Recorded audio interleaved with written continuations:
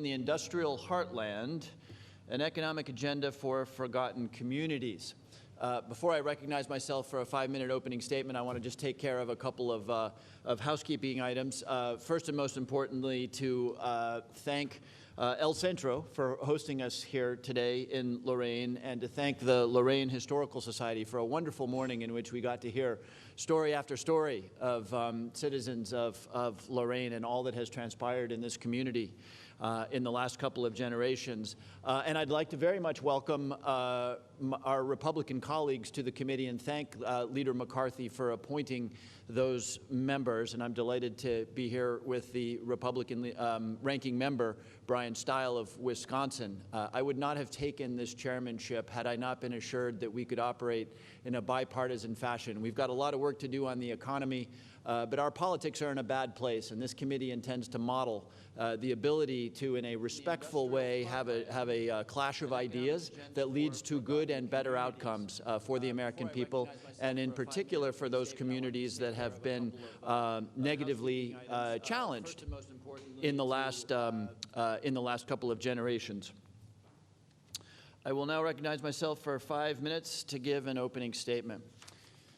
We're here today in Lorain, Ohio, for the first field hearing of the House Select Committee on Economic Disparity and Fairness and Growth, and that is not by chance. Midwest communities like Lorraine are the cradle of American industry. The products and goods produced here and across the Midwest have long sustained this country and its people and helped strengthen America's place in the international economy. But all too often, the voices of these communities go unheard by those in places like Washington. And because of that, and the stark impact of factors like globalization, automation, and global competition often do not get sufficiently considered in the capital of the United States. That's why I'm delighted to be joined here today by local officials and members of Congress from both sides of the aisle who understand the people of this region and what they have been through and what they may yet accomplish, and are committed to helping communities like this one to secure their economic futures. Congresswoman Marcy Kaptur, in whose district we sit, is one of those individuals, and I'd like to thank her and her staff for helping make this field hearing a reality. Every member of this committee, Democrat and Republican, is determined to work together to expose the issue of economic disparity, an issue which does not know party and which affects every single congressional district and state in this country, and to hear directly from those individuals who feel that they've lost the ability to achieve their own American dream. This is a bipartisan endeavor because economic hardship doesn't affect one party over the other. Economic disparity impacts all of us. It reaches across gender, race, and age. It threatens our very democracy. And if I know one thing, it is that the solution will not be a pure government solution or a pure private sector solution, but in fact, as has always been the case around American prosperity, a partnership between government and the private sector, which creates the jobs, and hopefully the philanthropic sector, which here we sit in El Centro, delivering important services to the community. Together, we're going to listen to the concerns of communities that feel left behind and forgotten. Together, we're going to provide individuals from all walks of life with a platform to voice their concerns and speak their minds. We're going to put forth proposals to uplift those who feel that they've been left behind, and we're going to try to show America to itself. All too often, people who live on the coastline, like me, don't know enough or spend enough time in communities that are just hundreds of miles away, and I think that has an impact on our economy and on our politics. But we're going to start right here in the Midwest, the region that once made the United States a global industrial powerhouse in manufacturing, and determine how we can help reclaim that title once again. I now recognize my friend, the ranking member, for 5 minutes for an opening statement. Thank you very much, Chairman Himes. It's great to be joining you here in Lorain, Ohio, and I look forward to working with you on this committee to address the economic challenges we see across the country. I also look forward to our fact-finding mission as we search for policy solutions that create opportunities for every American. Congresswoman Kaptur, thank you for hosting us here in the 9th Congressional District of Ohio. Northwest Ohio along Lake Erie has actually a lot of similarities to southeast Wisconsin along Lake Michigan. The cities of Racine and Kenosha, sitting between Milwaukee and Chicago, have experienced many of the same economic impacts as Lorain does, sitting between Toledo and Cleveland. Both communities have a culture of hard work and a tradition of manufacturing. And thank you to El Centro for being gracious hosts to us today. Today, I'm most excited about the chance to discuss how we achieve economic prosperity and opportunity for all Americans. Leading up to the COVID-19 pandemic, more Americans saw progress. In 2019, median household income grew by 6.8%, the largest increase ever recorded. That worked out to $4,300 more for the average American family. Minorities and historically underserved communities saw even greater growth. Incomes rose by 7.1% for Hispanics and 7.9% for blacks. But coming out of the COVID-19 pandemic, something has changed. Labor force participation, both those seeking work and currently employed, are at lows not seen since the Carter administration. What's driving this change? Why are women uniquely impacted? How has the dramatic increase in spending from the federal government impacted labor participation? What is the role of direct payments to individuals? And how have advanceable refundable tax credits impacted getting workers back to work? And how is inflation impacting lower income workers in particular? Yesterday, I spoke with a local business owner here in downtown Lorain. He shared with me his challenges of finding workers and shortages in the supply chain, which has led to higher prices. The conversation actually started because prices were crossed out on the menu, and there was a note explaining why. And across our country, there's a growing disconnect between available jobs and workers ready to work. Walking into today's hearing on the other side of 28th Street, I saw signs at the steel company looking for workers. I jumped on the website and saw 14 postings for starting wages over $20 an hour, including health benefits and retirement plan. It reminded me of my drive in southeast Wisconsin just yesterday with multiple billboards offering workers over $20 an hour. What's driving the disconnect, and what policies in Washington need to be altered? How can we support workers by incentivizing investment in domestic production? Coming out of the pandemic, I think we've all realized how dependent we are on foreign production. This is a moment when American manufacturers are making a decision about whether to reinvest in the United States of America and hire American workers to secure their supply chain. I look forward to hearing from the witnesses on what the impact of higher taxes on American manufacturers would be. Mr. Chairman, given today's topic, my priority is to support workers by incentivizing investment in domestic production. I look forward to working with you to explore what we can do to empower workers to succeed, in preparing workers for the jobs of the future, and to expand opportunities so all families can succeed. Thank you, and I yield back. I thank the ranking member, and the chair now recognizes the gentlewoman from Ohio, Ms. Copter, who represents Lorain, Ohio, for 3 minutes for an opening statement. Thank you, Chairman Himes, Ranking Member Stile, members, witnesses, and guests who've traveled here. Thank you, Team America, for joining us here in the port city of Lorain, Ohio, on the south shore of the southernmost, shallowest, and warmest of the Great Lakes, Erie. We meet at the step-off point to the world's largest body of fresh water. We call it the Freshwater Kingdom. Our Great Lakes watershed embraces all the cities, towns, and ports in the United States and Canada along our shared border, and there's a big map over here that gives you a sense of that. The region is traversed by the Great Lakes St. Lawrence Seaway System, a vast but not fully integrated industrial, agricultural, transportation, port, and energy corridor stretching from Duluth, Minnesota to the Atlantic Ocean. Working with Canada, it also holds unmet potential as a multimodal trade route and shortest distance to Europe. With Canada as our nation's largest trading partner, this shared corridor is full of unmet potential as a multimodal regional growth corridor, but there exists no development instrumentality to rival the Tennessee Valley Authority or the Western Bureau of Reclamation. We must augment our seaways capacity to compete. That can take many forms, such as creating capabilities to match the power rates, terms, and economic development sophistication of the Tennessee Valley Authority, or matching annually here in the Great Lakes the energy and water investments made by the Bureau of Reclamation in our western states, or investing in our multimodal, binational capacity to compete against massive investments such as at the Panama Canal or China's aggressive One Belt, One Road initiative, or all of the above. The history of America's workers and farmers in our industrial and agricultural heartland has been a rugged one, but one that also inspires. We must bolster their potential to meet the future. What America makes and grows America. This committee gives us a means to have our concerns and proposals placed before our colleagues for consideration. It's a big deal. And thus, your participation today is vital for our region as America focuses on how to build back better. Over the past half-century, global investors have rushed capital to penny-wage markets in other places with the passage of NAFTA in 1993, then China's entrance into the World Trade Organization in 2001, and CAFTA's passage in 2005. We have felt the blows directly here in outsourced jobs, in autos, steel, home appliance, clothing, and so much more.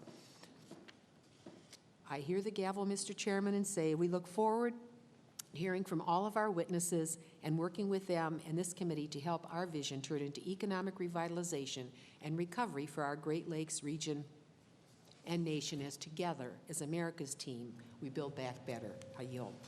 Thank you, Ms. Capter. The chair now recognizes the gentleman from Ohio, Mr. Davidson, for 3 minutes for an opening statement. I thank the chairman, and I thank my colleagues for traveling here to Ohio just to see firsthand. I thank Speaker Pelosi and Leader McCarthy for getting this committee together to really look into the problem in a bipartisan way. It's an honor to get a chance to serve on it and to really spend time collaborating to look at how can we actually grow our economy together.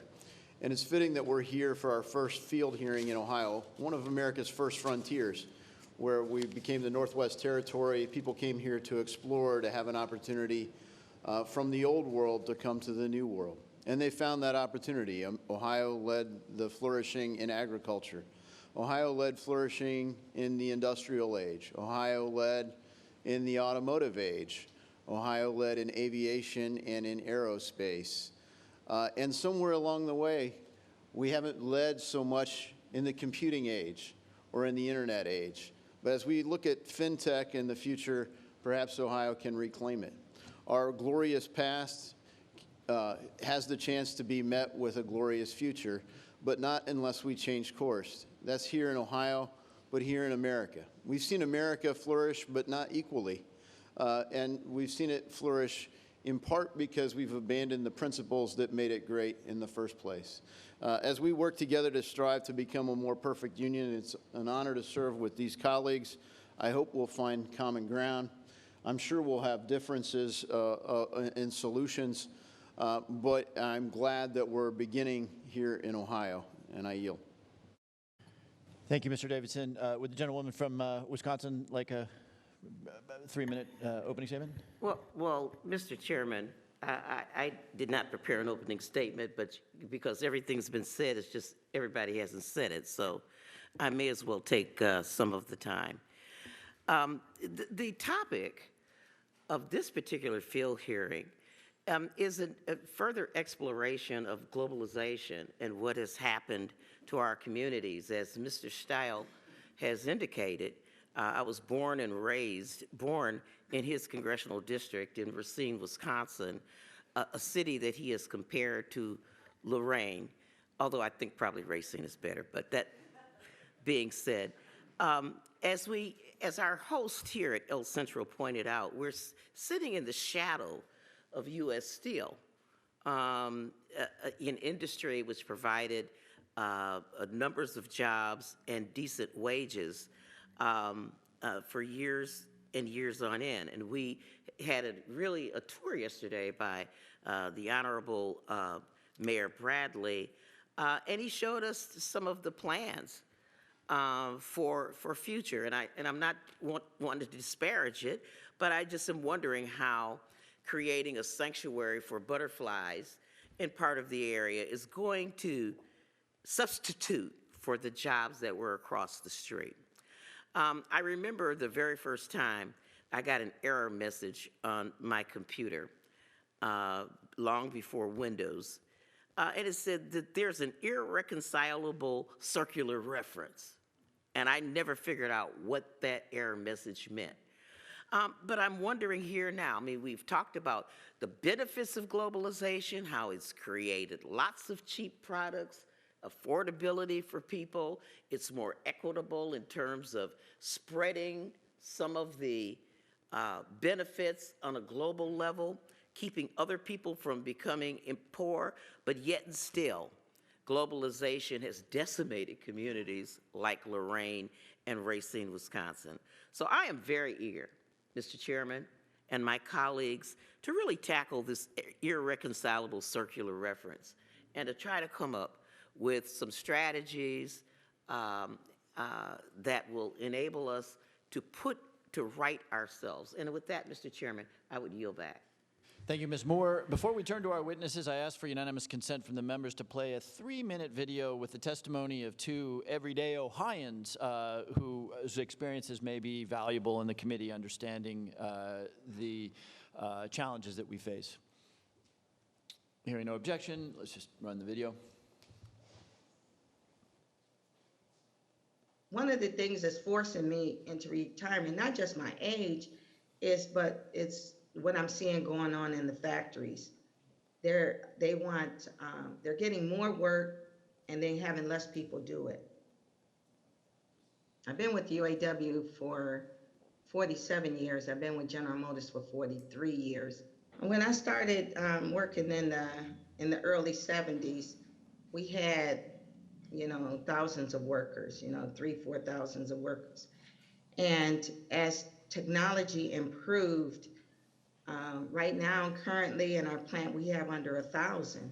A lot of it was technology. I was laid off for 2 years, and with no hopes of going back. We worked again for a year, and then I was laid off again for another year.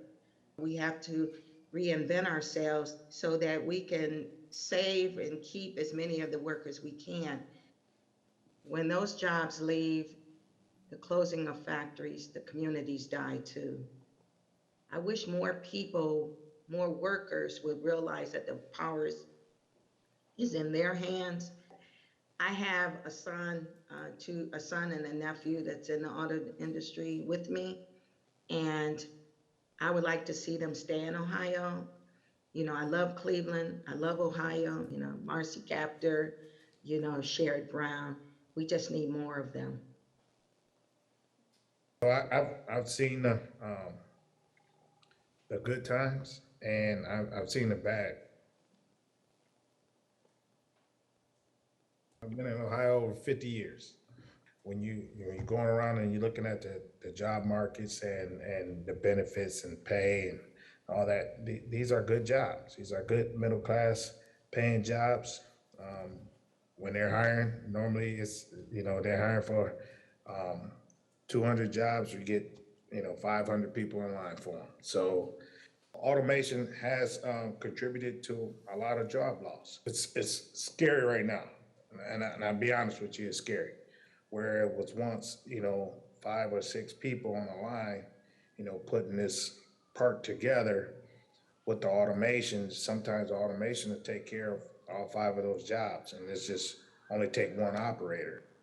It affects the employees' morale because they see, then they visually see that, right? They visually see that they used to see their buddies down there working in this work area, and now it's a cage with a robot in there. We embrace it. We know that's the way of the future in some aspects, but it takes away jobs. And I tell you, like my coworkers used to say, that robot is not buying no cars. Those decisions are the demise of the middle class. We have good representatives like Marcy Kaptur, and that's going to stand up and speak up for working men and women. Now we welcome the testimony of our distinguished witnesses, and by way of quick introduction, first we have Mr. Richard Kane, Vice President of United Steelworkers, Local 1104. Next, we have Mr. Lorenzo Gonsalves, Chairman and President and Chief Executive Officer of Cleveland Cliffs Incorporated. Next, we'll hear from Dr. Marcia Bollinger, President of Lorain County Community College, followed by the Honorable Jack Bradley, Mayor of Lorain. Thank you, Mayor, for your hospitality. And the chair of this, and Mayor Bradley, followed by Ms. D. Baker, Director of Outreach and Civic Engagement at the Lorain County Urban League, followed by Dr. Pat Choate, Director of the Manufacturing Policy Project, and lastly, we have Mr. Shay Hawkins, President of the Opportunity Funds Association. Witnesses are reminded that their oral testimony will be limited to 5 minutes, and as you heard me be before, I will be a little bit quick on the gavel because we have a lot of testimony to hear from. You should be able to see a timer in front of you to my right that will indicate how much time you have left. I would ask that you be mindful of the timer, and when the timer reaches 0, to quickly wrap up your testimony so that we can be respectful of both other witnesses and the committee members' time. Without objection, your written statements will be made part of the record. Mr. Kane, you are now recognized for 5 minutes to give an oral presentation of your testimony.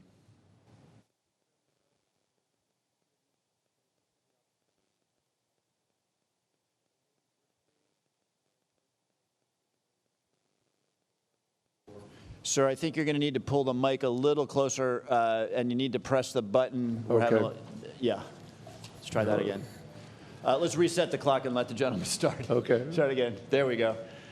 Chairman Himes, members of the committee, thank you for the opportunity to testify today. My name is Rick Kane, and I am Vice President for the United Steelworkers Local 1104, and a 45-year career steelworker. I call Lorraine and the surrounding community my home. My wife and I have raised 3 kids here, and they have blessed me with 10 grandkids. Minus 5 years in the early 80s, I have been lucky to not spend a lot of time unemployed. But unfortunately, for too many of my union brothers and sisters, they have been on the front line of deindustrialization, from globalization, and a lack of domestic investment in our manufacturing sector. This select committee is designed to discuss economic disparity and fairness in growth, and my hometown is a prime example of the impacts when there is lack of fairness in growth and economic equality. In Lorraine, we've seen this decline firsthand. When I first started in the steel industry, there were over 10,000 workers maintaining and operating the mill. This number has steadily decreased over time until today I am one of 60 employees working at Republic Steel's bar mill. Some of these jobs lost over the years can be accounted to automation or poor management decisions, but the lack of federal industrial policy, robust public investment in our schools and communities, and past failed trade agreements supported by both Republican and Democratic administrations has pounded my community and others like it across the country.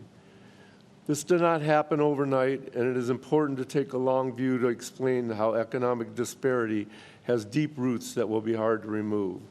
My written testimony has more detail, but a key point is the U.S. has suffered a net loss of more than 91,000 manufacturing plants and nearly 5 million manufacturing jobs since 1997.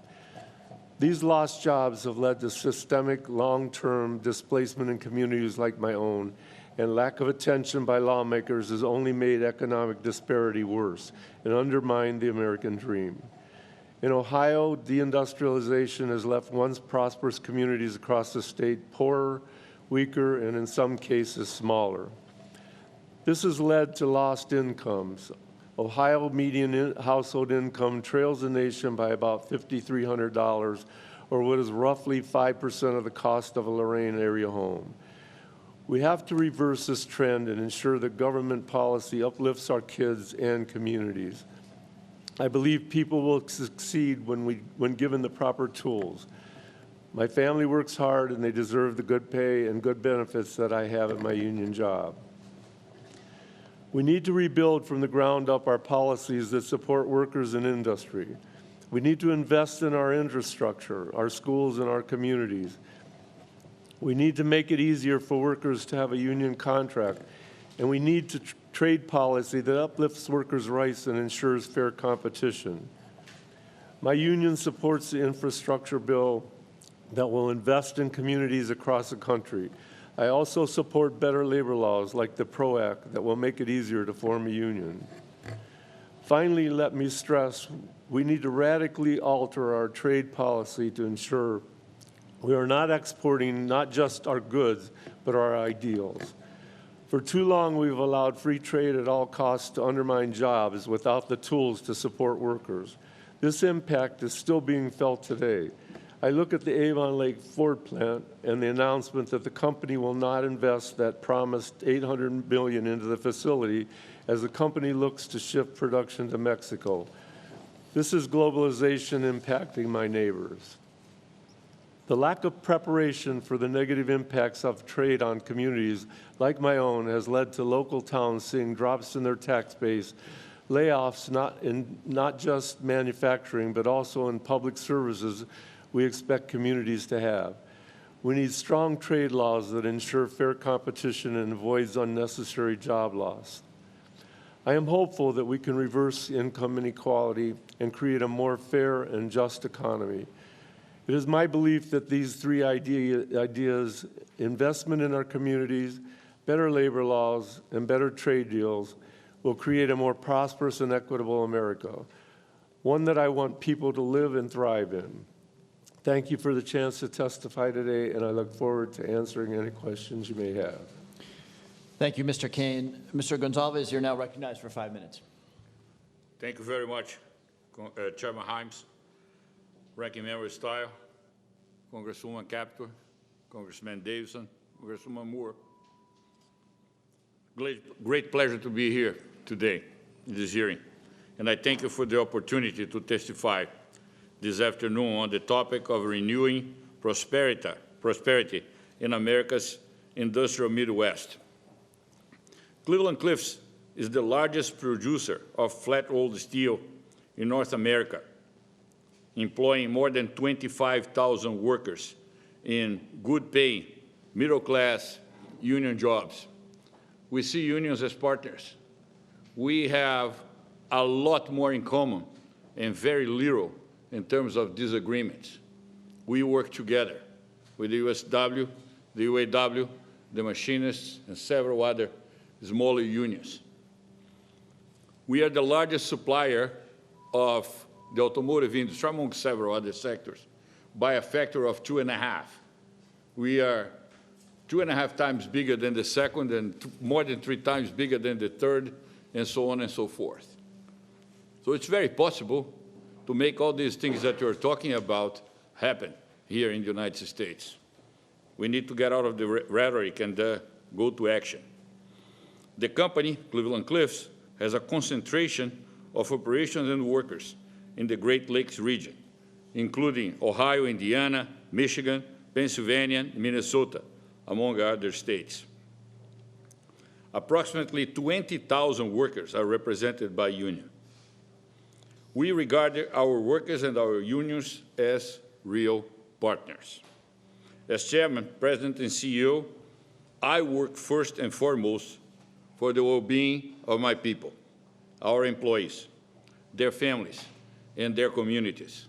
Clients came second, shareholders come third. I know it's very unusual, but it's true. That's the way I do, and that's the way I will continue to do.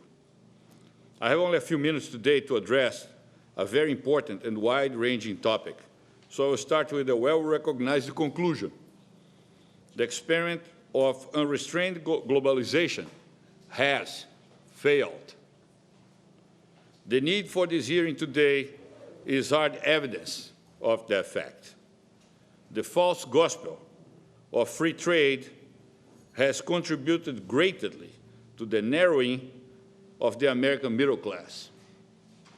Working class communities have lost countless manufacturing jobs following the creation of NAFTA, China's admission to the World Trade Organization, and a number of other misguided and devastating trade policies.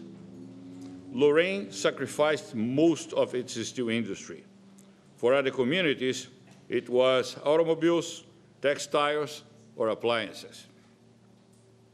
And Congressman Davidson, fintech will not scratch the surface. We don't want that. We want manufacturing.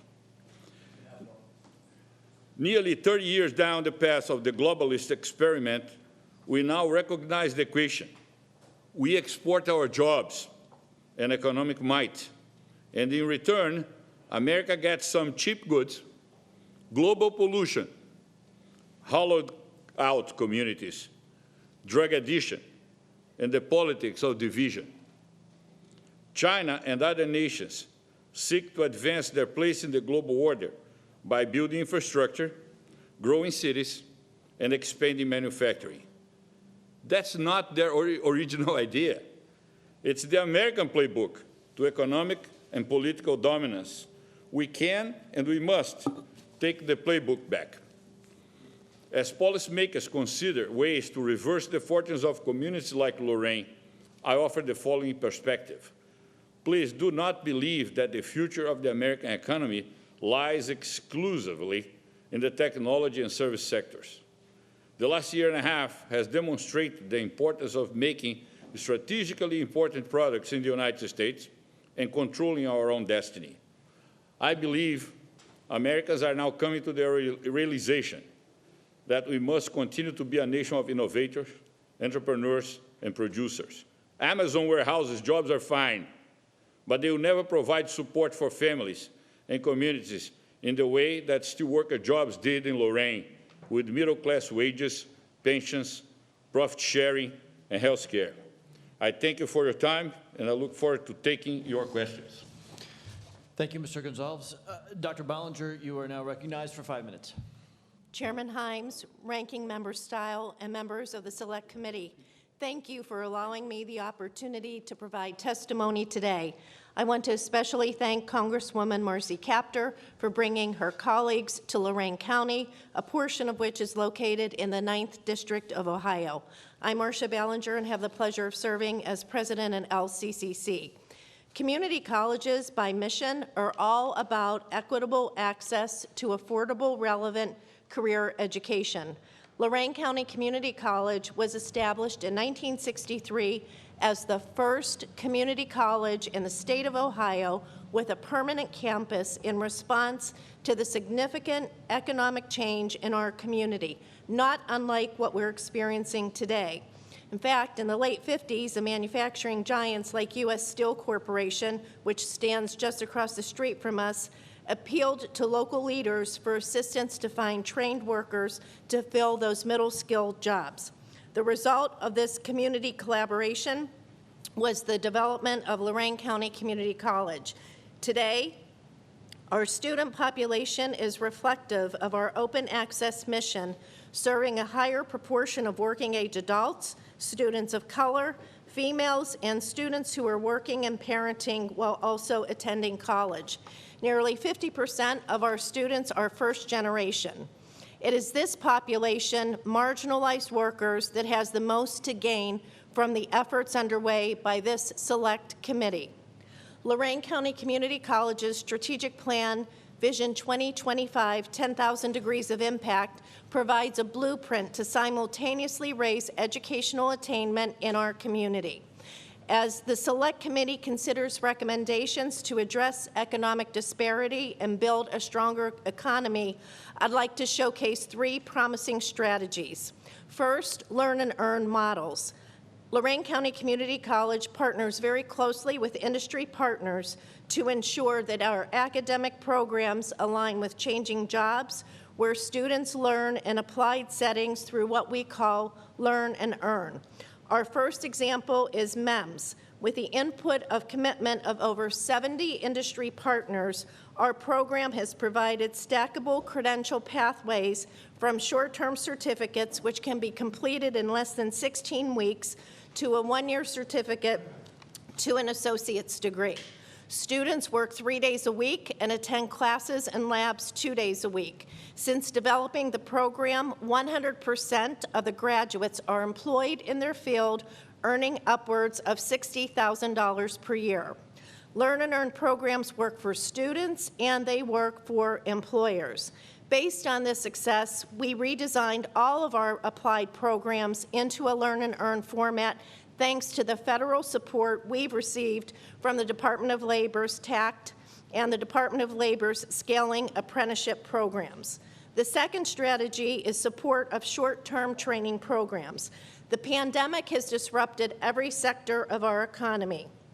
Those working in the service sector and low-wage jobs were disproportionately affected.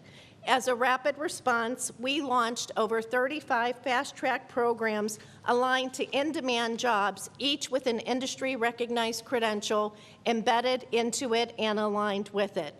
Upon completion, students are prepared to shift career paths quickly and enter high-growth sectors like IT, healthcare, and advanced manufacturing. We encourage the Congress to expand Pell Grants to include shorter-term programs at community colleges. The third is increased affordability. Just this year, we were recognized by the U.S. Department of Education as the most affordable college in Ohio. For marginalized workers, it's not just the cost of tuition and books that creates barriers, but childcare, transportation, food, utility, and housing costs. We would like to ask for your continued support of this. As previously shared, the 1,000+ community colleges across the country were developed in response to the Great Depression. Today, we have a new opportunity for a new day one. Thank you for your time and your interest. Thank you, Dr. Ballinger. Mayor Bradley, you're now recognized for 5 minutes. Thank you, Chairman Himes, for the invitation to give testimony before your subcommittee today on the issue of an economic agenda for forgotten communities. As the mayor of Lorraine, I am honored to offer this testimony on behalf of the international city. The traditional and most widely referenced definition of economic development has been one that is primarily concerned with wealth creation, the fundamental byproducts of which were primarily concerned with increasing the tax basis and creating jobs. Nevertheless, speaking, there is nothing wrong with creating jobs and increasing a local tax base. However, it is a great mistake to confuse economic development and economic growth. An economic agenda for forgotten communities must fundamentally shift our construct from one of economic development to one of economic growth. Economic development based on exhaustible natural resource supplies will eventually grind to a halt. Moreover, cities who've cast their lot on a single industry are extremely susceptible to shifts in the larger economy over which they have very little control, and those communities are often forgotten. When an economy inevitably evolves, cities like Lorain, Ohio, are left holding the bag, and the scars of industry are laid bare for all of us to see. Like many cities in the industrial heartland, Lorraine is a historic legacy city, characterized by a robust industrial manufacturing past and more recent population loss, job loss, and disinvestment. At its peak in the 1970s, the city's population was 78,000. Since then, the flight of wealthier and white residents to the suburbs, and in Lorraine's case, the western half of the city, has compounded the loss of population due to the reduction of the industrial base, leaving behind a concentration of people in the central neighborhoods who are poorer, predominantly minority, living in blighted neighborhoods. The city has seen much of the same impact of the Great Recession of 2008 and 2009 as other cities in the region, with areas of vacancy and abandonment of residential and commercial property alike. Many residents, especially seniors, are finding it difficult to maintain their aging homes, and potential residents are left with very limited supply of quality housing for middle-income wage earners. While Republic Steel has recently restarted operations and even added a second shift to support its current demand, it is a far cry from the thousands of workers that were once employed at our mills. Many other legacy manufacturers no longer operate in the city. such as Ford Motor Company, National Gypsum, Johnson Metals, Lorain Products, American Crucible, American Stove Works, as well as the shipyards, are all gone. This committee is here to understand what an economic agenda for the industrial heartland might look like. In Lorain, Ohio, it means that we pursue economic development, and a byproduct of which will be economic growth. A new construct of economic development is achieved when a community's standard of living can be preserved and increased through a process of human and physical development that is based on the principles of sustainability and equity. In Lorain, that means we must first stabilize our neighborhoods. Over the last 30 years, the city of Lorain has built over 3,000 single-family homes with a shrinking population. As was mentioned previously, many Lorain residents left the center of the city for the periphery.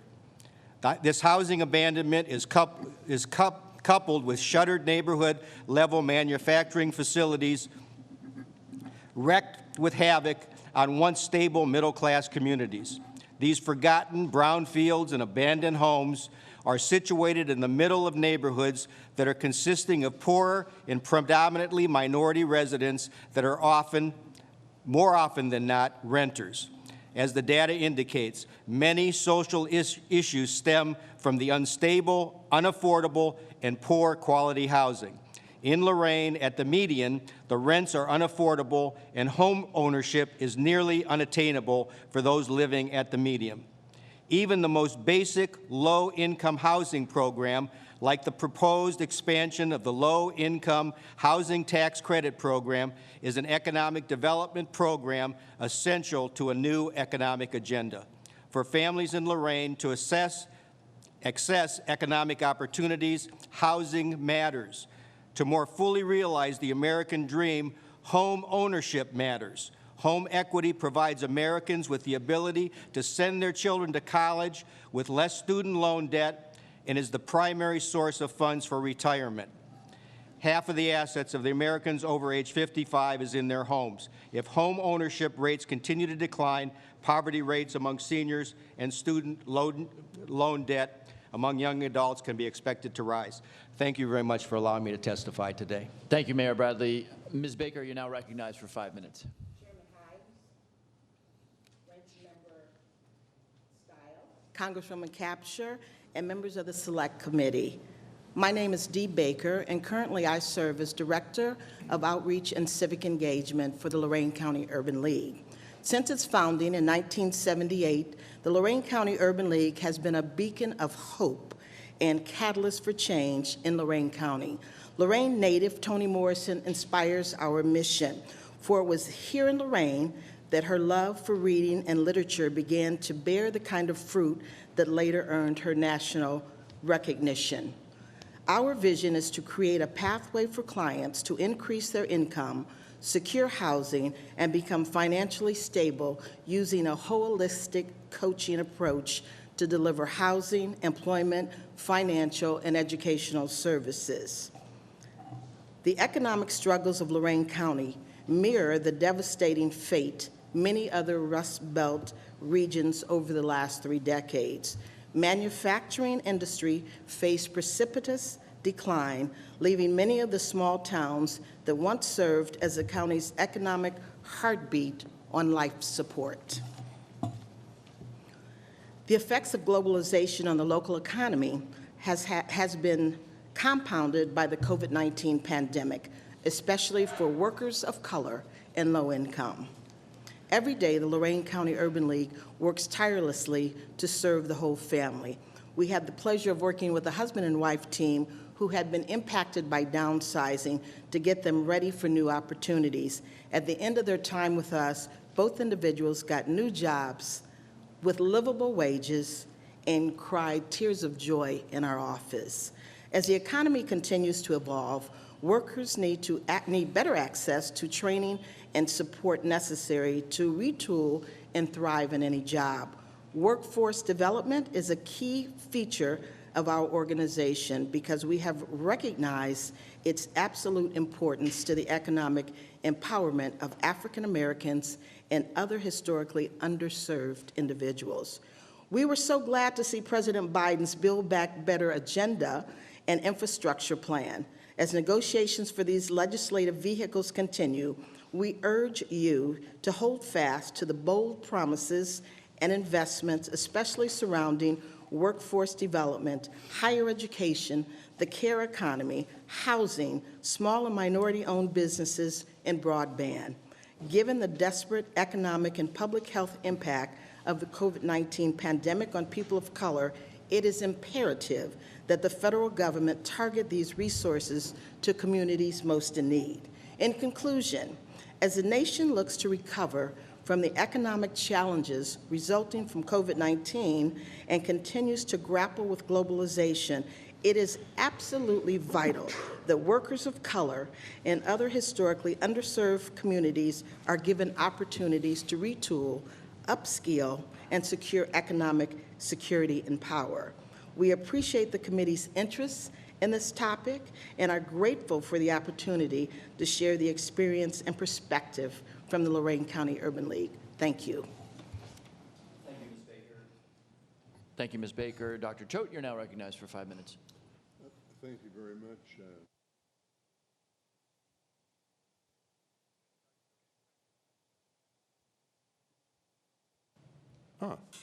The green light. I'm pleased to be with you. My testimony, which is submitted, addresses 3 key questions that I think are now before the Congress and the President, and they're tough questions. The first one is economic disparity and economic inequity real? And is it regional in nature or national? It's real. Mr. Himes, I think in your comments about this being found all over the country is well documented. I present 3 documentations. The first is the share of income that is in this country that goes to workers. It is declining.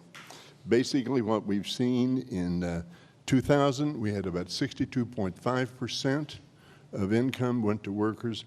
It's now down at 56.7%. That's almost a 5% decline. Second question, is this disparity showing up in the questions of household incomes? If we take the period 1980 to the year 2020, what we find is in the income levels of 200,000 and more, it has risen from 1.9% in 1980 to 10.3%. That's a 441% increase. We take all income levels below that, it's fallen. And when one goes to $1 million income, it's simply skyrocketed. The third question is there a regional disparity? And again, the answer is yes. You take from 1933 until 1981, and what we saw is the great regional disparities that Franklin Roosevelt described in his second inauguration, about a third of the nation ill-housed, ill-clothed, ill-fed, collapsed. It literally came together. There was an emergence of a single American standard of living. From 1981 to the present, it has diverted. What we're seeing is in the central part of the country, the south, major parts of the west, everyone except the coast, what we're seeing is a divergence of income, a significant divergence of income. The second question is, why is this happening? It's happening from an economist's perspective because we've made a big trade-off, something that Arthur Occam, one of the great economists of the 20th century, said is basically there's a fundamental trade-off between equity and efficiency in our economy. Do we take our resources and go to get the most production and sacrifice equity, or do we focus on equity and some sacrifice of performance? From 33 to 81, we focused on equity. From 81 to the present, we focused on efficiency. Now, that manifests itself in a number of ways, including trade policy, our financial policy, our intellectual property policies. The final question is what can be done about this? One thing that we can do is recognize right from the beginning that we have great opportunities before us. The climate crisis, as Rahm Emanuel says, is a crisis that should not be wasted. Germany, China, Japan are all pursuing national crisis strategies. Hydrogen is being touted as a major source. And it's not just simply for the use, but it's the manufacturing of equipment. Tax policy needs a major change. And the core of the tax policy is that other nations use a VAT, and they use that as a rebatable VAT. 6 times the U.S. has gone to trade negotiations to remove that. Other nations will not remove it. And later I can explain exactly what that cost American manufacturers. We need a difference in trade policy. Our trade policies to the present have been a failure. Quite literally, we've gone from about 16.7 million people employed in manufacturing in 1993 to the point we have 12.5. That's a net number, a net number. Looking to the future is what we see is a number of strategic industries that we can do well with. So Congress has a real challenge before you, and I thank you for your time. Thank you, Dr. Choate. Lastly, Mr. Hawkins, you are now recognized for 5 minutes. Thank you, Chairman Himes, Ranking Member Stile, Representative Davidson, Representative Capter, and Representative Moore. It is a pleasure to be with you today. This will be my 6th time testifying before Congress, but my first time testifying before the Select Committee on Economic Disparity and Fairness and Growth. It's also the first time that I've had the opportunity to testify in my home state. I'm from Cleveland, just 25 minutes away from here. And so I thank you so much for having me. I am the co-founder and president of the Opportunity Funds Association. And this afternoon, I'd like to discuss how opportunity zones are targeting private investment in areas of the country that have been deindustrialized, and how tax policy can be used to build domestic supply chains, encourage reinvestment, and renew prosperity in Lorraine, in my hometown of Cleveland, Ohio, and across the industrial heartland. I also want to aggressively discourage crippling tax increases on small businesses and workers that would undermine the historic progress that we made in the heartland prior to the pandemic, particularly in minimizing minority unemployment and raising minority incomes in places like Ohio. So prior to co-founding OFA, I served as Majority Staff Director for the Senate Finance Subcommittee on Energy, Natural Resources, and Infrastructure, and as tax counsel to Senator Tim Scott, where I helped champion the Investing in Opportunity Act legislation authored by Senator Tim Scott and Senator Cory Booker that became opportunity zones. IRS data shows that $24 billion has been raised for investment so far, with billions being raised in the midst of the pandemic. A recent report from the Council of Economic Advisors estimates that opportunity zones will lift 1 million Americans from poverty and reduce poverty in designated zones by 11%. All my fellow witnesses have laid out the situation that we're in the heartland very effectively. I just want to talk a little bit about some bright spots and a path forward. So I am proud to say that in my hometown of Cleveland, Ohio, minority and veteran-owned Bridgeport Group is raising capital from opportunity funds investors to expand its supply chain logistics business to serve Cleveland's world-class healthcare market. And in a lot of cases, when we're looking at reinvestment and redevelopment, the best building is a building that's already built. And so again, in my hometown, historic preservation firm GVX Group has leveraged a combination of historic preservation easements, tax credits, and opportunity zone incentives to preserve 14 historic buildings in Cleveland's Superior Arts District. And so what can Congress do to help? And so one of the first things we can do is we can look at using the tax code to incentivize onshoring. So my fellow witness from Cleveland Cliffs emphasized, the threat that our trade and onshoring policy can create. And in the case of automotive, what we saw in our video earlier on, from Lorraine to Cleveland to Detroit, the Heartland was really built on transportation innovation. So just using that as one example, there are encouraging signs of a rapidly developing U.S. Vehicle supply chain, electric vehicle supply chain, but we lag internationally in manufacturing and adoption of medium and heavy-duty electric vehicles. So while there is very encouraging legislation and proposed tax credits to kind of introduce and close that gap, it is critical that language be included to limit the tax credit to U.S. companies and their allies. Otherwise, we're going to see heavily subsidized Chinese companies will continue to dominate the supply chain. So we also don't want to do any additional harm in the tax code. I agree with Dr. Choate that the tax code is critical to reindustrializing the Heartland, and I look forward to laying out additional suggestions for a path forward. Thank you.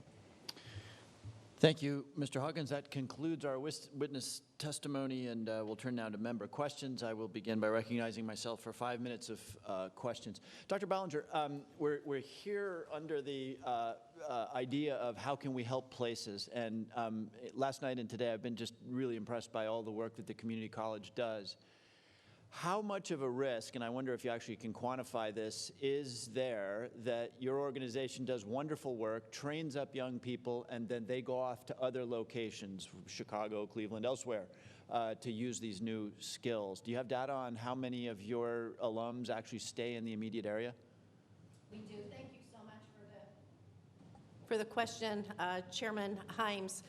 One of the unique aspects of our nation's community colleges, we were formed, created in direct response to the needs of our communities and our region. At Lorain County Community College, 90% of our graduates live and work in our local region and community. And I believe that is very much the case for the rest of our country. And when community colleges were created, as a result of the Truman Commission in 1947, it was with that intent to put affordable, accessible, relevant education within the reach of all Americans.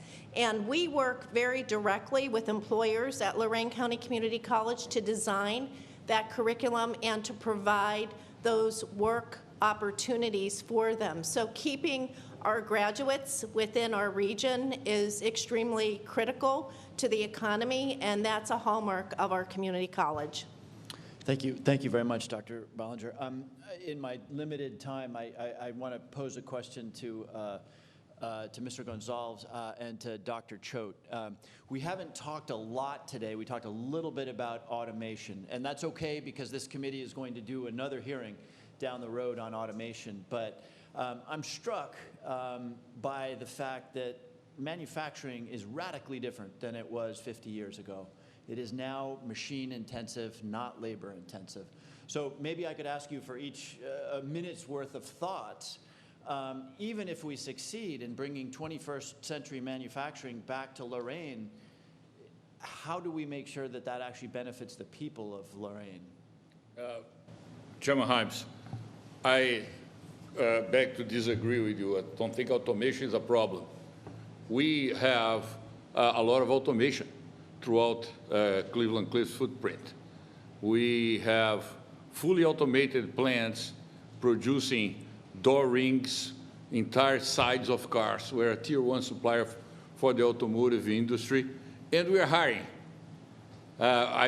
We went from $2 billion in revenues in 2019. We're now $21 billion in revenues in 2021. I'm going to close at $21 billion. And through acquisitions, usually acquisitions are a soft word for layoffs. We are hiring. We're increasing the number of people working for the company. But one thing I'm doing, I'm bringing everything back to the United States.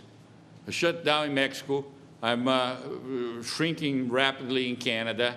I don't have anything in Australia anymore, nothing in Europe. I'm bringing everything to the United States because everything went abroad just for one reason, that reason only. It's not automation. It's to pay workers less. It's to get the same thing done, paying less to people that work. And we did that with no regard to what would happen to the people that were left behind. So if you look, if I could call your attention to 2 photos that are on the wall over there. There's a plant in Cleveland. I don't know what plant is that. And that's my plant in Toledo, Ohio. That's what $1 billion buys for you. And we employed 3,000 building trades to build that plant, $1 billion. And now we employ 160 people in Toledo. That plant uses hydrogen, and real hydrogen from natural gas, which is plenty here in the Midwest. Sure, please. My shot at Dr. Coate here, but so I had the opportunity years ago to tour an auto plant in Munich, a BMW auto plant, and it was fully automated. I'd never seen anything like it. It was kilometers worth of production line with largely robots. And BMW told me at the time, but we employ more people. And I understand that. Automation usually leads to actually, but we employ different people, marketing, strategy, engineers. And so I guess my question, I appreciate the clarification, is I was so impressed this morning by the stories of Puerto Rican and Mexican and other immigrants coming and without even necessarily a high school education getting the jobs here. So I hear you when you say that there's not fewer people, but aren't those very different jobs than they would have been 30, 40, 50 years ago? They are. And if you go 100 years back, you used to produce steel, basically heating and using a hammer. So technology changes. And people change, and the educational resources, like the one Dr. Bollinger is talking about, will evolve together. So that's not the problem. The problem is that we can't just move jobs abroad, believing that we're doing a great thing for our shareholders when we're destroying the country. And that's one thing that Cleveland-Cliffs is changing. And we will continue to do our part. Thank you. Thank you very much. Appreciate your testimony. I now recognize the ranking member for 5 minutes. Thank you very much, Mr. Chairman.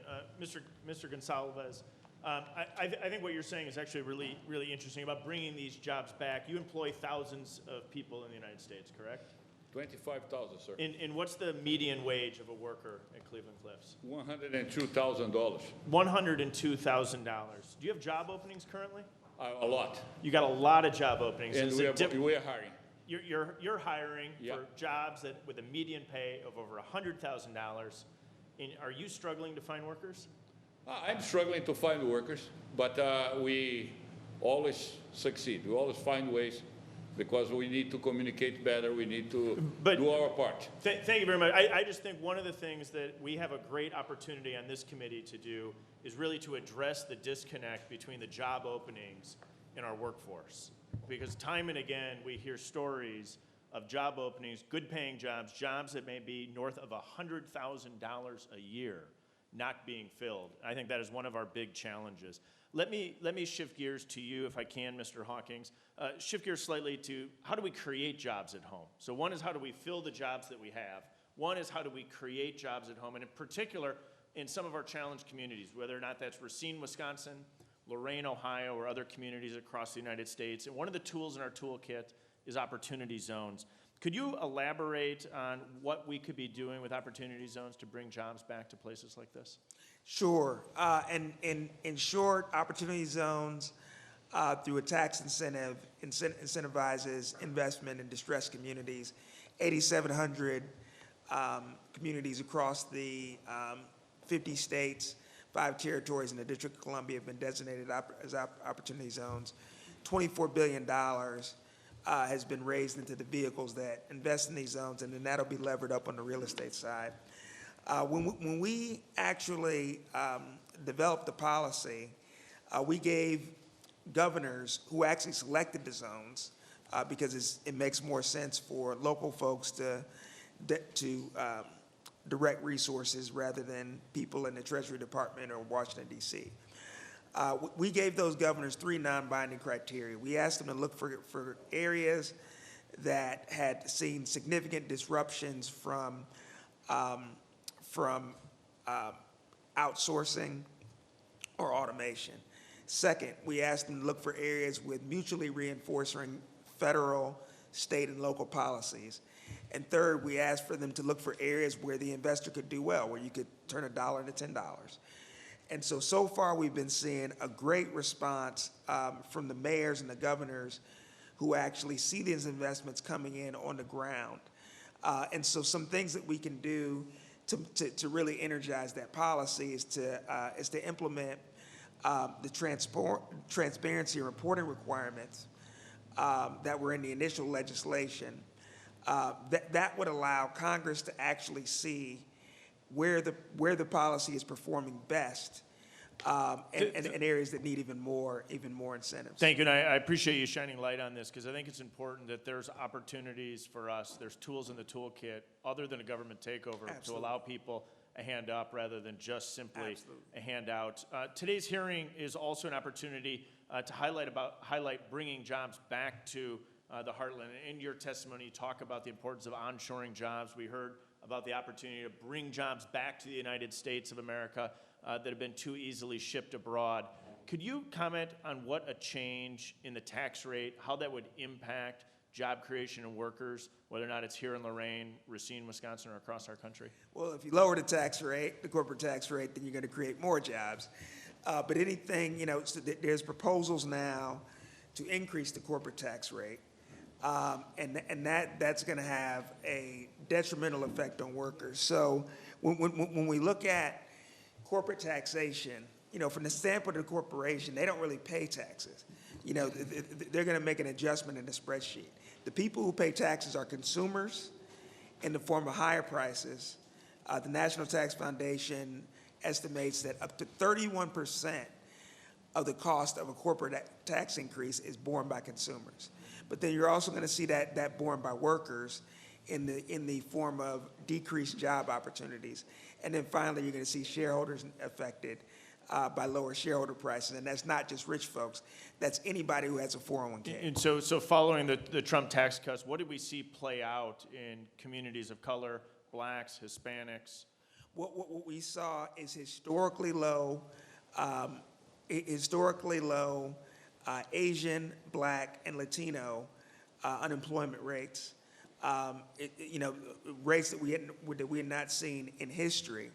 And we also saw, because of the tightness of the labor market, increasing incomes. And so, the pre-pandemic economy, as everyone knows, was beneficial, but it was particularly beneficial for minorities. And in your opinion, increasing the tax rate would reverse those trends? Absolutely. Can I shift slightly, Mr. Hawkins?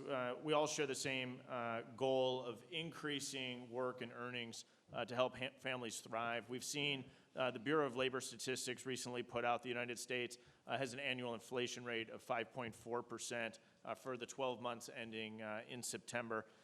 Chairman Powell's referred to this rise as really a rise in prices for all Americans as frustrating and likely to continue well into the future. As someone who's focused on underserved communities, what do you see as the impact of a more than 5% increase on prices of everyday goods? It's the equivalent, ranking member, of a tax on working Americans, and it's a tax that can't be avoided. So when you're looking at the areas where we're seeing the worst impact, 42%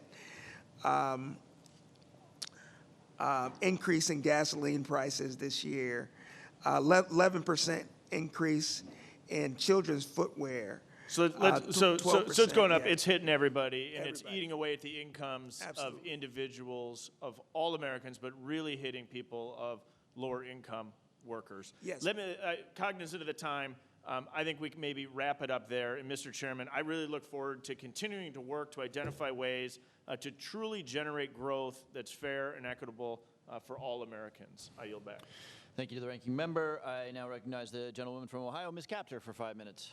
Mr. Chairman, I'm going to ask my questions and then move to the witnesses for answers.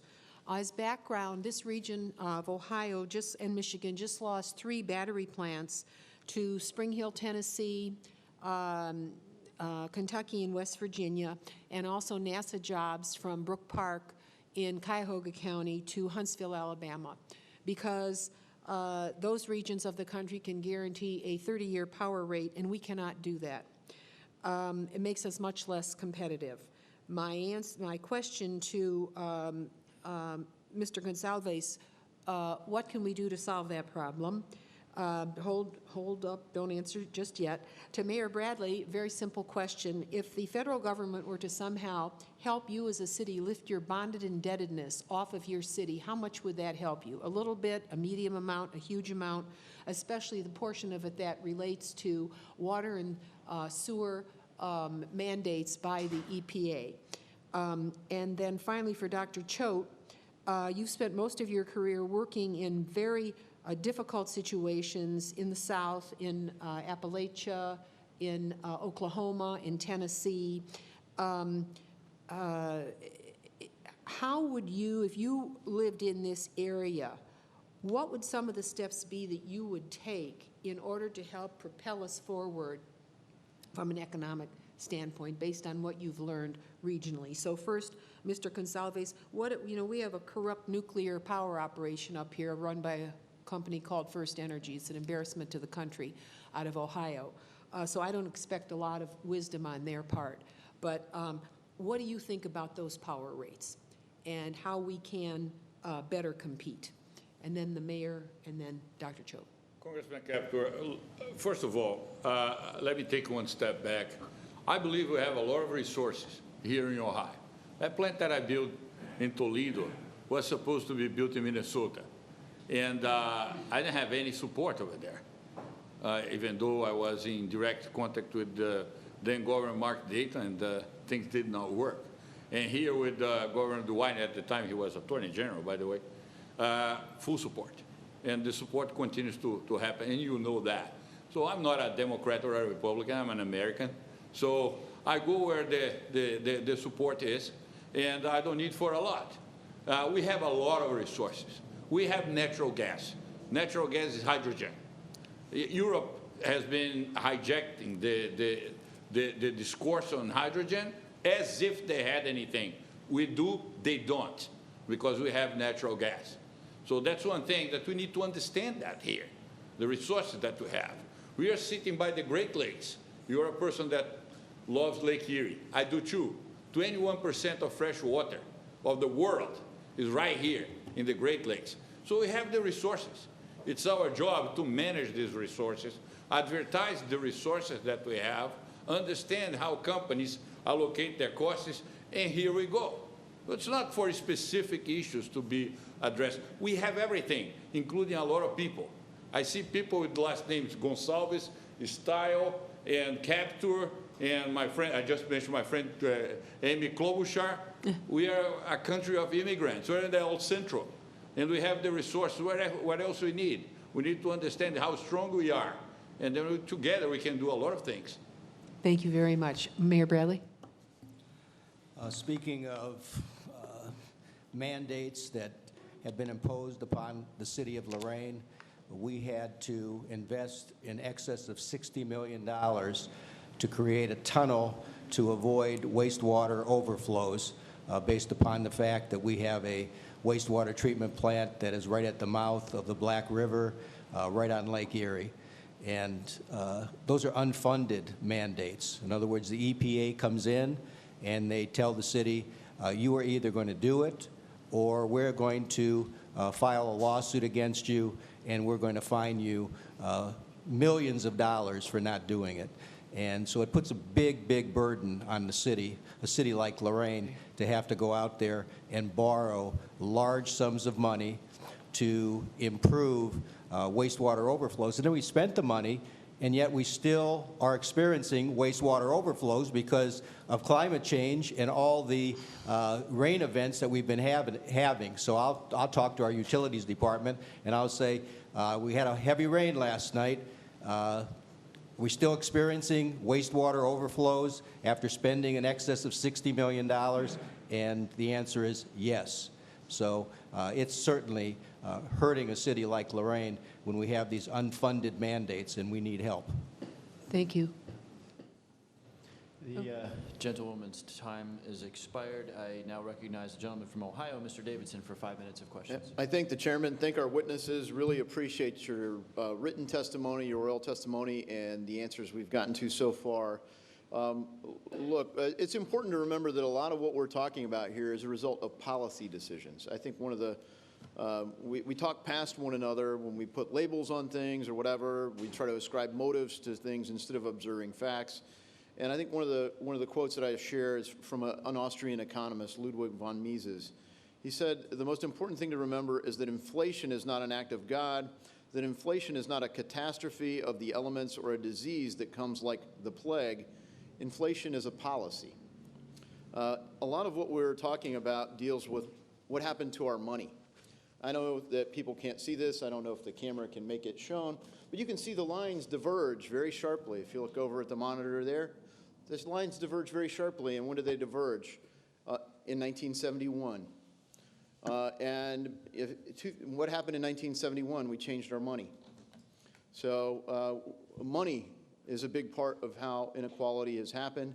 Inflation originally referred to the inflation of the monetary base, the monetary supply. And over that time, what has happened? We've seen asset price inflation, which greatly benefited those of us with more disposable income to put those assets to work in things like real estate or marketable securities. And then we've seen that grow as commodity prices go up, we've seen that grow into consumer price inflation.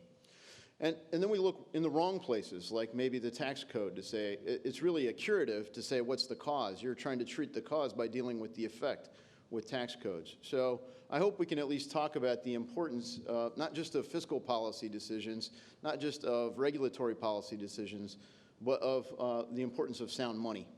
And that is really at the heart of what we see. Another important thing that happened in 1972 is Richard Nixon recognized China. And in 1995, China became part of the World Trade Organization, and Mr.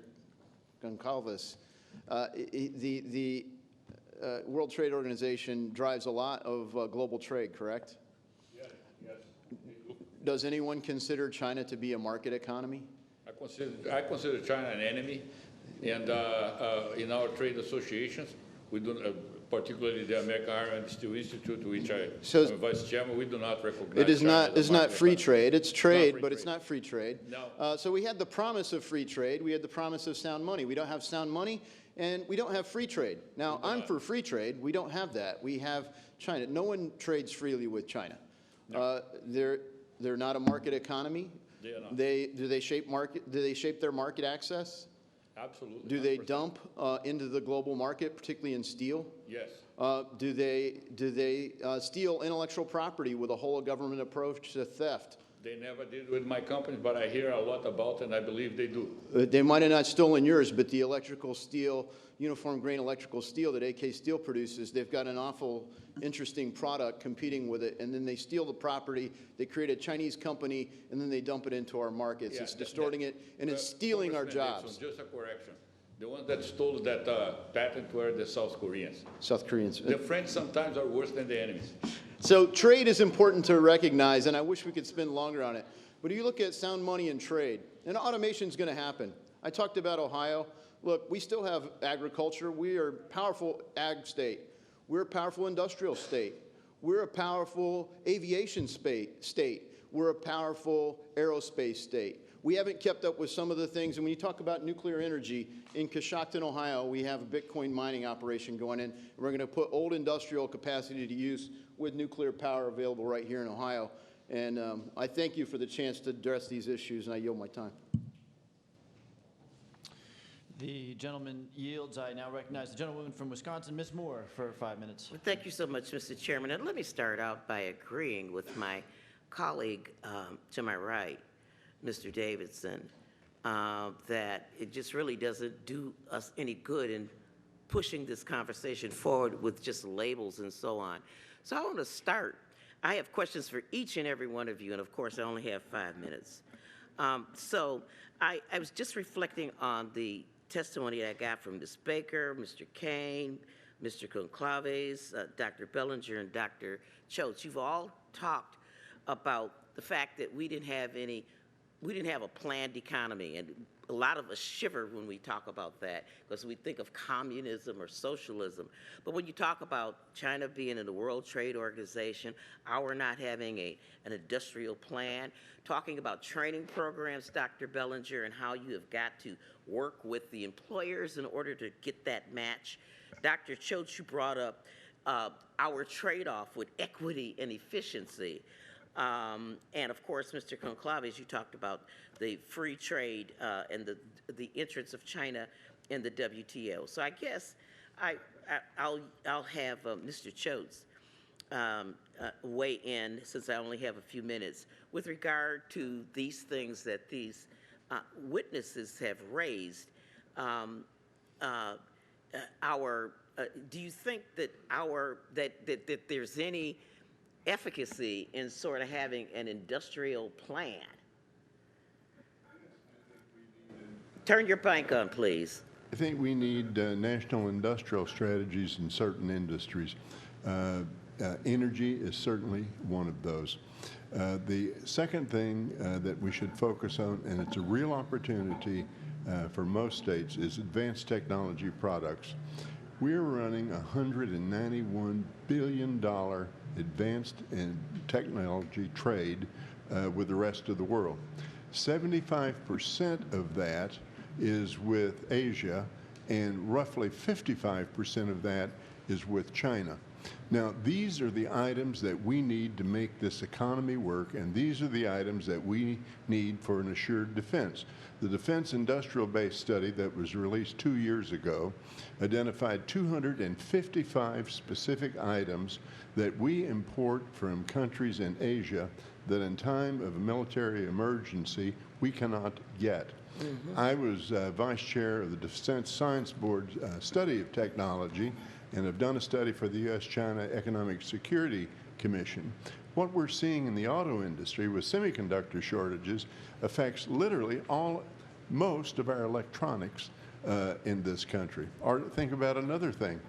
Think about how vital smartphones are, and how vital tablets and portable computers are to all of us. There's 3 countries that make those, and they're in Asia. Okay, well, thank you so much, Dr. Choate. This is a very great conversation. I hope we're going to become best friends. I do have another question. I'm going to direct it, Mr. Hawkins, and who else on this? I'm so glad, Mr. Hawkins, that you really raised the point that corporations really don't pay taxes, that when we elevate and raise taxes, that consumers have to pay for it. And I know that the United States is we have a very healthy economy, basically, but only 1% of our GDP, is paid by corporations. When we start talking about creating equity and so forth, where do we get the money to pay for this if we don't ask corporations to pay more? And the other question I have for you, Mr. Honorable Mayor, in light of this, is how do we prevent ourselves from making the same old mistakes that we always make with regard to economic development and creating inequities, gentrification, and other sorts of market anomalies? Thank you. I got 39 seconds. Go for it. Yes.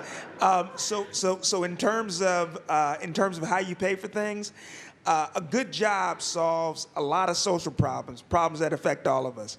And so if we keep the rates low, Yeah, a good we'll job, have- not $7.50 an hour. Right.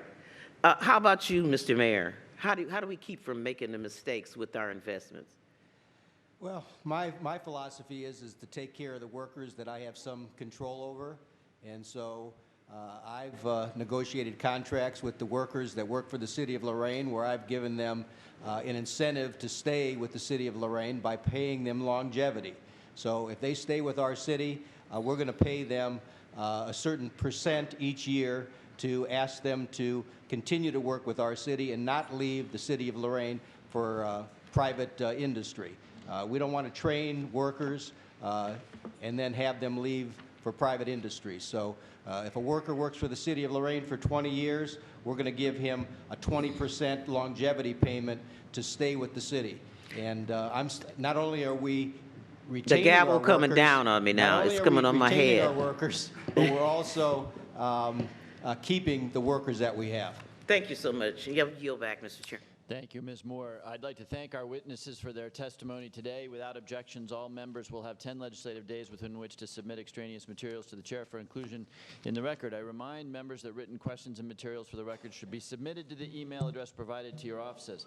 Before I adjourn the hearing, and again, the committee is here to listen, and I think we've actually succeeded in that, not necessarily a natural act for members of Congress, but I felt strongly that we, in addition to hearing from these witnesses, we wanted to hear from some leaders in the community, give them the opportunity to ask us questions or to make statements. So before we adjourn, we're going to, as soon as I gavel out, host an informal feedback session until 2:55 p.m. because a number of us need to run to the airport, where all of you who are here, and you're very welcome to be here, may make a comment or ask a question. I would ask that you direct your comments and questions to the members here because our poor witnesses did not sign up to do town hall meetings. Although if they volunteer, I'd be delighted to point to them.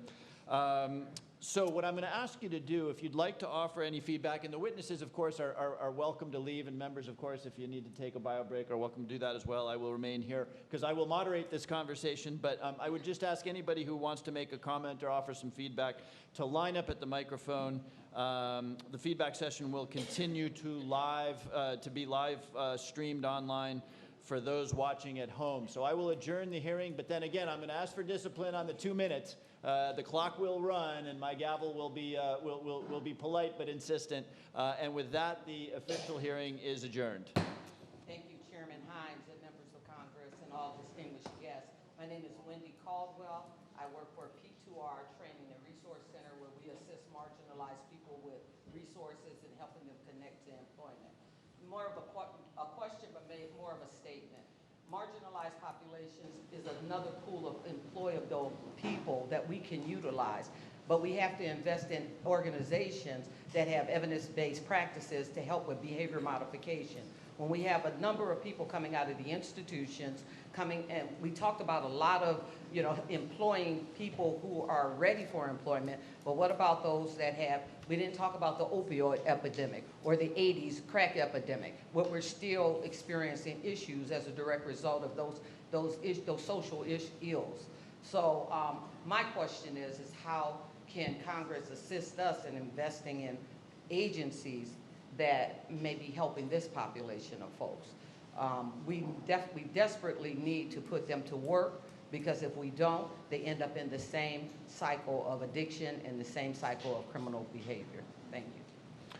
Are there members who would like to very quickly, Mr. Davidson, and then Ms. Moore, I can't tell if you're raising your hand. Okay, Mr. Davidson and Ms. Moore, quickly, please. Yeah, just thanks. I think that second chance programs are very valuable. As an employer, when I was in manufacturing, we had a second chance program, and it partnered with community nonprofits. So when you think about, the importance of the tax code, while I don't like the way it's collected, the fact that you pay it certainly, costs businesses a fair bit of money, costs individuals a lot of money, but nonprofits are exempt.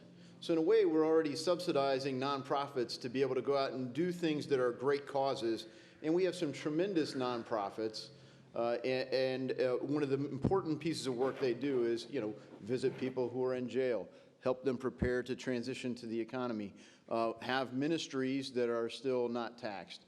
And all those things were important because if in our Second Chance program, where we had people go from an entry-level job to be shift leaders on whole plants, the people that were successful stayed connected to the community until they got their feet there and they got introduced to a new peer group. So I think that's an important thing to sustain.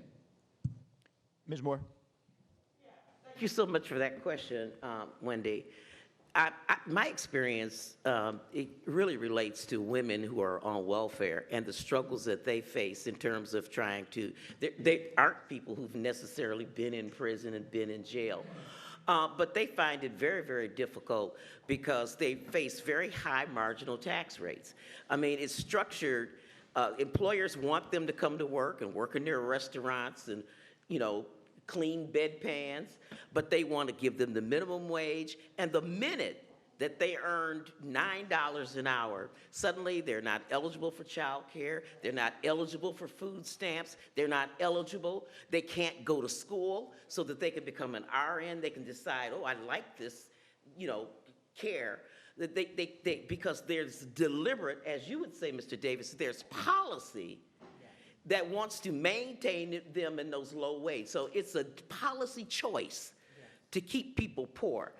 And people think, welfare recipients, poor people are stupid and lazy. Why would you want to go to work in a restaurant when you don't have bus fare, you don't have child care, you don't have the proper way to groom yourself, you can't get your hair done. You're not going to step out the house unless you're looking like that, Wendy. Not at all. And so, there's a high cost to being poor. Yes, ma'am. And if you really want somebody to succeed, you do what they do up north in Milwaukee with white boys. The first day you get convicted of something, the good white folk go and they go get him out and clean him up and pay him $12 an hour to start. And then give him stackable credentials so that he can go on to become that Lyft driver or whatever. And so I just think that we gotta stop this deliberate policy of locking people into poverty. I often hear people who are against welfare programs claim that welfare locks you into poverty, but it's not welfare that locks you in. It's the policy of keeping you there that locks you in. Thank you for your question. Thank you. Thank you. Thanks very much. Yes, sir. My question is for the panel. Mr. Gonzalez or anybody else that would like to answer a comment. The COVID-19 pandemic has made clear how important it is to support our nation's manufacturing sector. People from the Midwest have been asking for more investment and a level playing field on trade, and glad we've finally been heard in Washington. So my question is, how does strong trade enforcement like Section 232, along with big investment, American-made infrastructure, impact our ability to uplift our manufacturing sector and create more good-paying jobs directly in our factories and in our supply chains? Thank you. Thank you for the question. Look, it's absolutely mandatory that we stop playing naive, because the difference between being naive and being stupid is very small. And until not too long ago, we were being perceived as naive. We're starting to being perceived as stupid, and that's a bad thing. It's not that we're doing something protective. We're not protecting anything. We are just trying to be smart enough not to allow to have these people coming here and stealing our lunch, because we need to protect the workers. We need to break this thing that locks people in poverty. And I know what I'm talking about, because I was a poor boy in a poor country, and in Brazil. So it's very complicated to get out of poverty, to be in a better place. When you get there, you must not forget where you came from. That's what I try to remember every day. And that's what made this country great. We've got to protect the workers. We've got to understand that after being a welder, the person wants to be a millwright, and then he wants to be a foreman, then might become a manager, and that's how life should work. We're good at that, and then we became naive. I hope it will never become stupid. Mr. Gonzalez, Mr. Stile had, I think, a response. If I can just add, I think one of the things we're looking at is we're at a unique moment in time when many manufacturers in the United States of America are looking at ways to secure their supply chain, realizing now that they're far too overexposed to international companies. At a policy level in Washington, D.C., we're having a conversation about altering our tax code, increasing taxes on these job creators, and in particular, taking away the accelerated depreciation that many businesses who are investing in the United States of America rely on to make that investment. I just think it's a really important topic that we don't go backwards at a period of time where coming into the pandemic, we were seeing significant improvement in wages and lower unemployment across the board, but in particular in some of our underserved communities. Thank you, sir.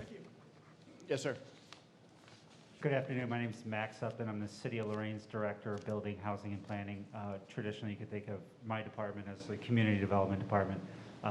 Mr. Chairman, Ranking Member, Congresswoman Chapter, a little backstory. I had the pleasure of being an intern my senior year of college in Congresswoman Chapter's work, and long admired what she does for Northwest Ohio in the 9th District.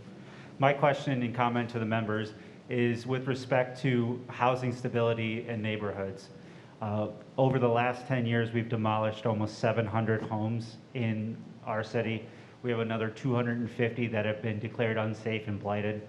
We have over 500,000 square feet of vacant commercial and industrial spaces that are brownfields. If you go through the city of Lorain, we have a railroad that cuts the city in half north and south. Traditionally, from a neighborhood perspective, you have the railroad, you have a factory, and you have a community. So what's happened is the railroads stop running, the factories are vacant, and we have brownfields that sit in the middle of neighborhoods. So that's question number one is, and really call to action number one is increase brownfield funding for cities like Lorraine to redevelop those brownfields. The second thing I wanted to talk about is market feasibility with respect to redevelopment, right? Our downtown has been victimized by sprawl. It's been victimized by the highway systems that's taken investment outside of the city of Lorraine. And what happens is we get a lot of momentum and we have buildings that could be redeveloped, that could have small businesses, that could be the engine that kind of brings back our economy. But the new market tax credits and the historic preservation tax credits need to be expanded so we can incur private investment. The last thing that I'll say is with respect to the gentleman on opportunity zones. I used to be the development director for Midtown Cleveland. The only thing that I've seen in opportunity zones is that the funding only goes to projects that already underwrite well. So I would ask Congress to amend opportunity zones so that they are a gap filler. So if you don't have enough money to make a project, opportunity zones can go into a project and make it financially feasible. Because the only thing I've seen in the field is that opportunity zones go to self-storage projects in predominantly black neighborhoods in Cleveland. That's the one opportunity zone project that I saw when I was the development director there. So those are my comments and call to action. Thank you so much for being here. I appreciate it. Thank you, sir. Yes, ma'am. I'm Radhika Reddy. I'm a 100% women-owned business, minority, and like him, I came from India with $20, but to do education, and I can say that I've achieved the American dream and was able to, through real estate finance, putting together public-private finance, specializing in economic development with the new markets tax credit, historic, opportunity zones, all these incentives to make project happen. But as I'd mentioned to Marcy Capter and said I would speak up on this issue, one thing I've noticed about opportunity zone is it's all driven by people who have capital gains and creating these funds. Billions of funds have been funded, but not many have gone into projects into the low-income community. Some of the reasons is the way it's structured. It's structured for people to defer capital gains, and after 10 years of investment, if you have profit, the tax on the profit is exempt. So you've got to have projects that are really good cash flow. So it doesn't help projects in low-income communities where these real estate does not appreciate. You're not going to have a profit. So could you amend the opportunity zone to take away the requirement give it only to people with capital gains and not mission-driven developers. I myself I've taken my profits I've made from accounting and invested in Lorraine in the hotel. It's opportunity zone, but I couldn't use it because I don't have capital gains. And also to address your issue about, I am in, through our personal equity, we've invested in a hotel, which is all low-income jobs, but very at the low end. The problem is nobody, like you said, there's that cliff. At $9, it falls off. These are very low-margin industries, restaurants, hotels, event centers. So is there something at the policy side that you can make it like not such a cliff? Because people say, hey, we can't work more than 20 hours because we will lose our health benefits. So people themselves request not to put them more than so many hours because the benefits from whatever it is, welfare or whatever that they get from healthcare and all is so much more, and no amount. You can't do a gradual increase for them. They have to stop. Thank you so much. Can we do a gradual increase?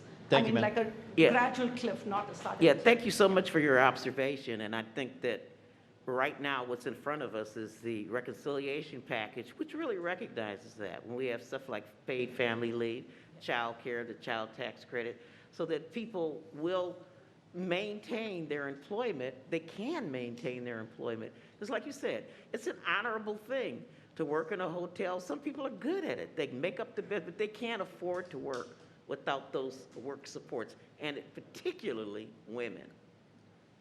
Yeah, and if I could just very briefly, I suspect that it'll be interesting to this committee to look at the Opportunity Zone. It had good bipartisan support, Senator Tim Scott, amongst others, really leading on it. My sense is, and this is why I want to take a look, my sense is that it's done some good, that it has some problems. I represent a district with a lot of investors, and I'm glad investors are happy about the process, but to me they look maybe a little too happy. And so I'd love to sort of get at what the actual positive effects are, what the cost has been in foregone tax revenue, and make some suggestions about how to make the Opportunity Zones even more effectively targeted. So again, I suspect there'll be bipartisan interest on the committee, and maybe Mr. Hawkins can help us with that to take a look. And I thank you. Mr. Davison, then we're going to go to the next gentleman. Yeah, just briefly on benefit cliffs, I hope that my colleagues will join a bill that many of them are just now hearing about called the People Care Act. And what it does, it takes away the fear factor of, if Gwen Moore and I were working together, historically, I would pejoratively accuse her of wanting to create some socialist utopia and pay everyone in the world for existing. And she would accuse me of wanting to create some austerity program and kill off everybody. And thankfully, we don't normally do that, right? So, and the point of this committee is to not go there, is to say, well, how do you take the guardrails and put in place and say, well, we're not going to spend less money or we're not going to launch all these new things, but we can make the current system work better. I've yet to find somebody that defends benefit cliffs. There's no pro-benefit cliff lobbyist out there that I know of. I don't think the Urban League supports benefit cliffs, do you guys? So when you look at it, if we could get 4 Republicans and 4 Democrats to spend a year to work together, and they had no way to raise spending and no way to cut it, but they could just redesign it. The trouble is, if you go one program at a time, the politics gets in the way. So we tried to do it on food stamps, the most modest reform in the world. We've tried modest reforms to housing that my current chairwoman, Maxine Waters, wants, but it always breaks down in partisanship. So I think the only way to do it is to have this bipartisan commission, which the People Care Act creates. They get a year and a half to work together. And at the end, Congress just votes yes or no. And since they can't cut all the spending or launch a whole bunch of new stuff, they could redesign them. And I think benefit cliffs is like the tip of the iceberg on the things that we could solve together. Yeah, and if it can be directed, a lot of economic development incentives gets wasted on just buildings and not outcomes of actually hiring people. Yeah. So much money. I do this for a living. I see it. I'm an economic development finance specialist, so Yeah.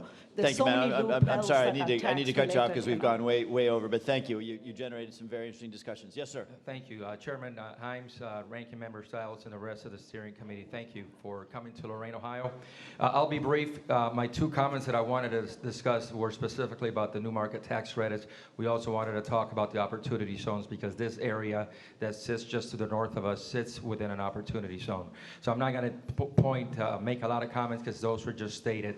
But one of the things that I wanted to state, I am the 6th Ward. My name is Ray Carrion. I'm the 6th Ward councilman here in Lorain. I represent the area of South Lorain, which is the home to Republic Steel and U.S. Steel. And up to the testimony this morning, I have had a different of opinion in terms of where the steel industry is here in Lorain and what is the future of steel making and industry and advanced technologies in Lorain. But listening to the testimony of Mr. Goncalves, I mean, it's incredibly encouraging to know that what you're doing in this country can happen here in Lorain, Ohio, bringing jobs back to this community, good working jobs that will support families, where a family does not have to have 3 jobs to be able to support their needs. But I have a question that I would like to point to Congresswoman Chapter, because she has been our champion for many years, and as she talked about water and the access into commerce, I'd like to know, with initiatives forthcoming, how could we continue to tap into that resource to assure that as we bring businesses back into the states, that we have the capacity to use our water resources here to be key players in the global economy? Thank you. Thank you, Ray, for the phenomenal job that you do in your leadership role, not just as the councilman, but for the whole region. Well, there's no question that climate change is going to cause many transformations across our country. In this region, it will mean that fresh water will be seen by the rest of the country and the world. And we have to be prepared to deal with that. We are not prepared now. Water law in this region is very different than in the western states. But one of the reasons I asked Dr. Choate the question, I hope the chairman will allow Dr. Choate to answer my question in the record regarding regional development and his experience in other places. We have to work together as a region.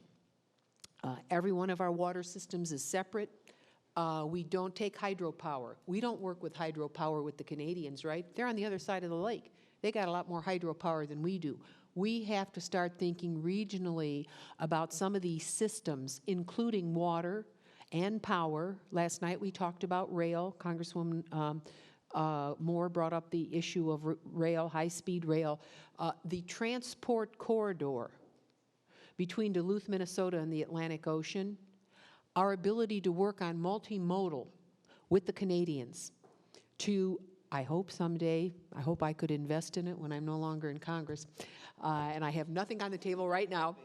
But I saw something at the Straits of Canso several years ago where we would create a 12-month on-off-load capacity at Canso, which would cut a day off shipments to Halifax, and we could bring containers into this part of the country that would blow you away.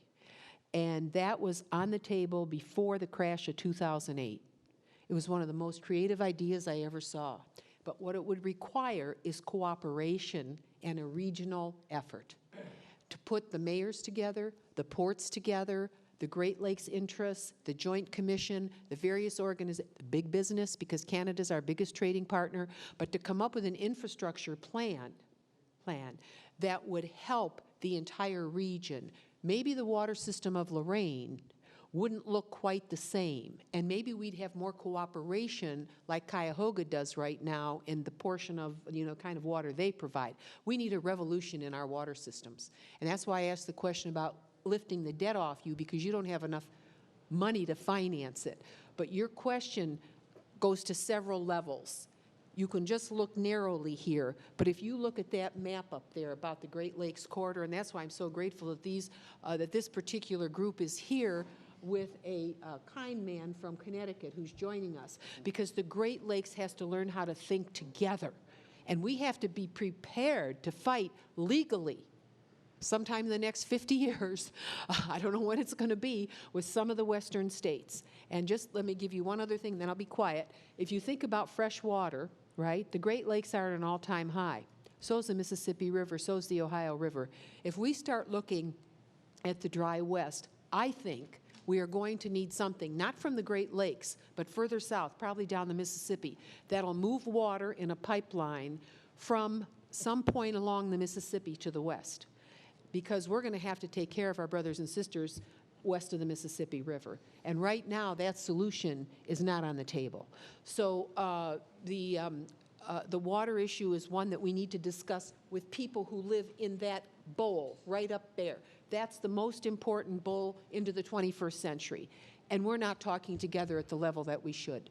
So thank you for asking that question. Ms. Capter, here's what we'll do. I see the President of the Council is our last questioner. We've got about 7 minutes before. So why don't, if we can hear from the President for 5 minutes, I'll give Dr. Choate 2 minutes to respond, because I know that you had a third question. So Dr. Choate, if you can be ready to respond to Ms. Capter's question in 2 minutes, we'll turn the floor now over to the Councilman. Thank you, Chairman Hines, and thank you, Joe Arredondo, President of Lorraine City Council. Pleasure to meet you all this weekend. Just following up on Mr. Carrion's question, dealing with water. I know the city of Lorraine, we're blessed to have it, just like as Congresswoman Capter said about this whole region here. Even Mr. Stiles from Wisconsin and Ms. Moore from Wisconsin.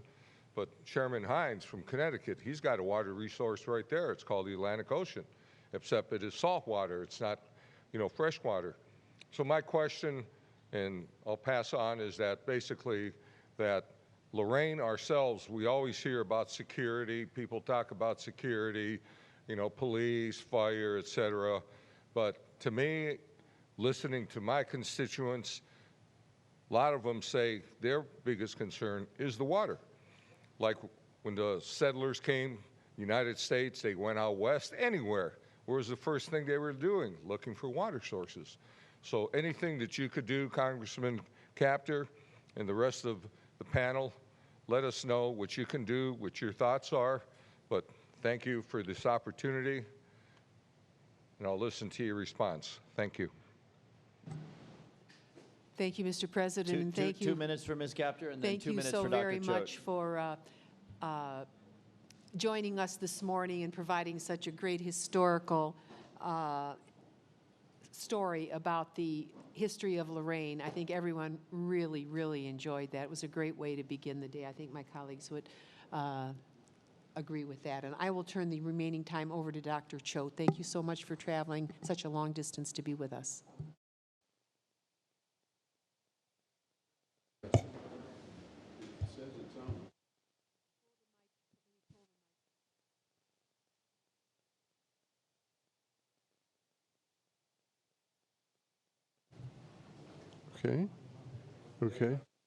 Okay. I was Commissioner of Development for the state of Tennessee. May I borrow your mic? Thank you. Need a grandkid here to help me. I was Commissioner of Development for the state of Tennessee and worked very closely with the Tennessee Valley Authority. I was also on the Appalachian Regional Commission. There are certain problems that are regional in nature. And given the structure of our federal government and the state governments, they really don't have institutions that allow them to work together. The secret of the Tennessee development program is that the state and TVA work very closely together. In that instance, at least when I was there, we focused on bringing foreign investment to the United States. Tennessee now has more foreign investment in manufacturing than any other state. One of the advantages that TVA brings is it focuses both on the economy, the environment, and energy. It brings a focus to all three of that. If the public sector can work together and create the right kind of environment, you can attract massive amounts of private capital to come in and create the jobs. This region is so strong in resources. It has so many investments from the past, like the roadways that you have and the railways that you have, and this phenomenal source of water here. If you could have an institution that would enable the states, the federal agencies, the federal government, and the cities to have some joint strategies and work together, you can turn this around very quickly. Because of the supply chain crises, people are going to want to have facilities in this country.